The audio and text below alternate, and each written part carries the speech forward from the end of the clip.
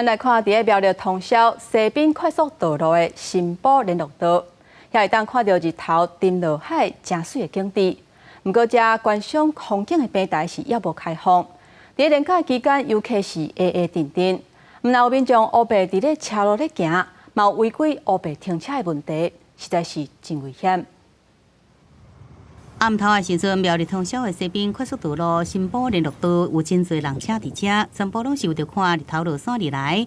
要阁详细个看卖，毋是直接行伫个车道，就是坐伫路边的安全岛。另外，要汽车违规停车也袂少。除了他们本身的安全，还有驾驶人的安全，也是要他们要想到的啊。美景属于大家的了，要细细品尝。可是交通安全是第一要务。 游伫遮，因看到日头对大陆的前方落到海面的画面，互网友讲这是上水的日落大道。五日岁假期更加是逐工人车真多。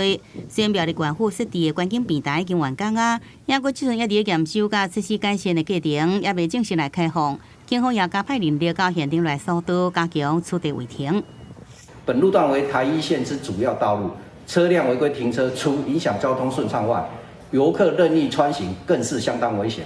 另外，伫连假期间，也有坐船的山难救援，空军直升机25早起也伫南投林隘的武界山区来执行钓挂任务。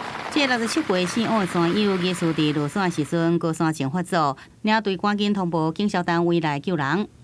因处于林中且地势险峻，机组员完成高低空侦查后，确认吊挂点，由特搜队员出舱实施吊挂作业。 这个来自桃园的22人登山队伍，21对南投林来出发，有计25完成干道万山的行程，对武界落山。不过25早起7点左右，这姓王的山友出现高山前反应，人昏去，领队赶紧用坐标通报消防局，申请空军直升机来救人。姓王的山友这阵也已经转院，不过也伫观察中。记者综合报道。